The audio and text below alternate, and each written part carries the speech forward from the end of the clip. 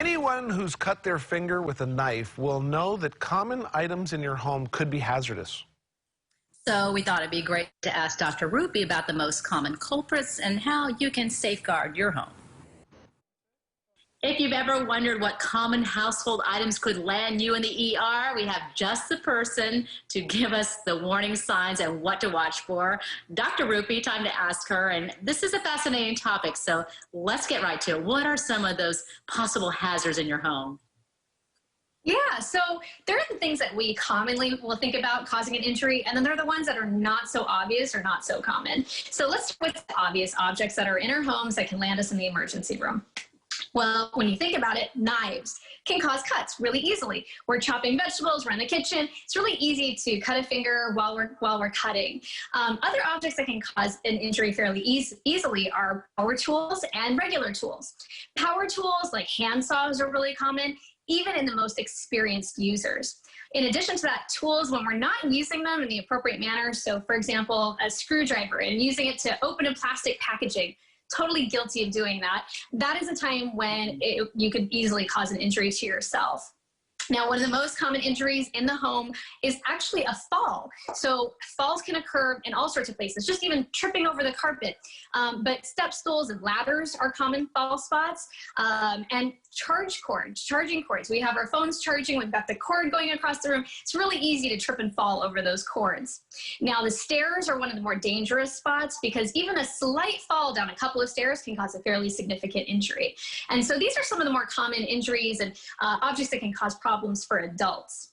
Now, we're heading into the holidays, so lots of opportunity and times that can cause injury. And so things to just be aware of are in the kitchen, especially. You know, we like to congregate in the kitchen during the holidays. You know, we've got our family, we've potentially got friends over, and folks are cooking and maybe not paying as much attention. So it's really easy to get those oil splatters. If you're like me, I like to decorate, and so I've got boxes full of decorations for the holidays, and some of those objects can be fairly heavy, and so you do have to be careful for the decoration and make sure that they're secure and that we don't have any potential for those to fall.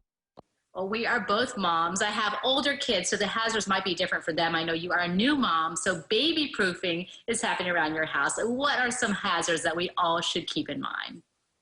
So for small children especially, we have two categories that are of big concern: inhalational injuries and ingestion injuries. Now, inhalation means they're inhaling it into their windpipe, and ingestion means they're swallowing these objects. And you know, little kids, they love getting their hands in absolutely everything.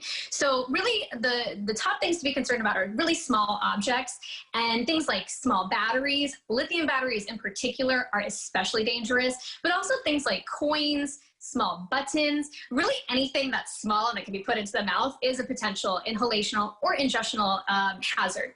So cleaning products, those can be toxic. And so making sure that those are locked away. Tide Pods they're in the news. Those are really dangerous because they look like candy. They're cute, they're colorful. You know, kids find them and they want to pop them right in their mouth, and that can be really dangerous. And so those are some of the more common things that we need to be concerned about. But in baby proofing, and as a new parent myself, we do know you need to cover electrical outlets to make sure that no little fingers are getting into those electrical outlets, putting up baby gates at the top of stairs to prevent kids from falling downstairs, putting padding around those sharp edges on furniture so they're not banging their heads. But some of the other things that we don't really think about, and actually in my house I'm gonna have to be especially careful, are hair products and makeup products. Kids are more and more getting into these products because we don't think about putting them away, and they can be fairly dangerous if they're inhaled, ingested, or even applied to their skin. One piece of advice I was given, and I'm definitely gonna take, is actually getting on the floor on all fours like a baby or a toddler and looking around for any potential hazards. It's a really good idea because it kind of gives you the perspective of the baby of, oh wait, I didn't realize this could be a danger, and it potentially is. Well, there you go. That is a great advice to take away. For more tips and tricks, what is your website? Where can they follow you, Dr. Rupy?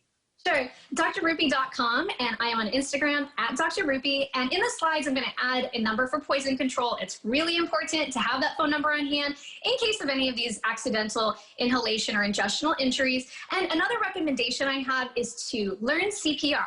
not just for adults, but also for infants. Infant CPR is different. And you also want to learn the Heimlich maneuver. These are things that would be very important, potentially life-saving in case of one of these injuries.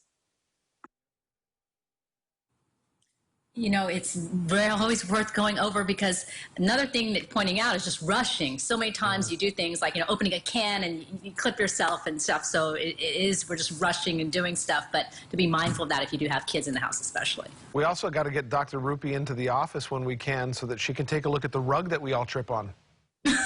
Every day. Oh, and how about that chair in the green room? And the chair that really has the slanted, yeah, exactly. Well, it's an everyday occurrence, but we'll get it fixed eventually.